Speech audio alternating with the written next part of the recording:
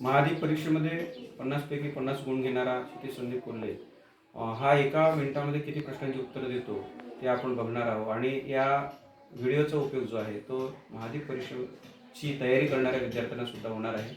तर आपण याला प्रश्न विचारणार आणि एका मिनिटामध्ये हा किती उत्तर देतो ते बघूया.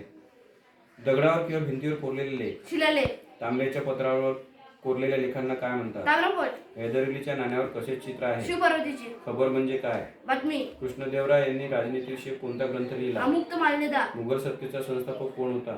बाबर. बाबरचा मृत्यू केव्हा झाला? इसवी 1530. शिखांचे नवे गुरु कोण होते? गुरु तेग बहादूर. इतिहासाच्या अभ्यासाची साधने कोणती? मौखिक, लिखित, भौतिक साधने. खालसा दल कोणी संघटित केले? गुरु गोविंद सिंग. उत्तर भारतातील भक्ती चळवळीचे महत्त्व कोणी सांगितले? संत रामानंद. कर्नाटकात बसवेश्वरांनी कोणता पंथ संघटित केला? वीरशैव पंथ. गुरु नानकांनी आपल्या शिष्यांनी केलेला उपदेश कोणत्या ग्रंथात आहे? गादीग्रंथ. राज्याभिषेक प्रसंगी कोणती खास नाणी पाडण्यात आली? सोन्याची व तांब्याची शिवरे. स्वराज्याची स्थापना कोणी केली? छत्रपती शिवाजी महाराज. प्रतापगड, पवागड, राजगड यासारखे डोंगरी किल्ले कोणी बांधले? छत्रपती शिवाजी महाराज. शिखांचा पवित्र ग्रंथ कोणता गुरु कोणता ग्रंथ आहे? साहेब. शीख धर्माचे संस्थापक कोण? गुरु नानक. शिखांचे 10वे गुरु कोण होते? गुरु गोविंद सिंग. रामदास स्वामींचे मूळगाव कोणते? जाम. पुणे येथील मुलींची पहिली शाळा कोणी काढली? महात्मा फुले. सत्यशोधक समाजाची स्थापना कोणी केली? महात्मा फुले.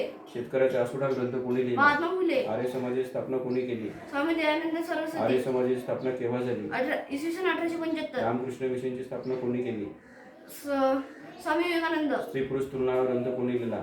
दाराबाई शिंदे. भारत सेवक समाजाची स्थापना कोणी केली? नामदार गोपाळ कृष्ण गोखले. भारत सेवक समाजाची स्थापना केव्हा झाली? इसवी सन 1905. करेंगे हा मरेंगा उपदेश जनतेला कोणी दिला? महात्मा गांधी. आपण बघलाय की 30 प्रश्न झालेले आहे आणि 30 प्रश्नांची जो उत्तरे आहे तो फटाफट देण्याचा प्रयत्न क्षितिजने केलेला आहे. नेक्स्ट व्हिडिओमध्ये आपण पुन्हा असेच काही प्रश्न आणि त्याची उत्तरं बघणार आहोत. थँक्यू.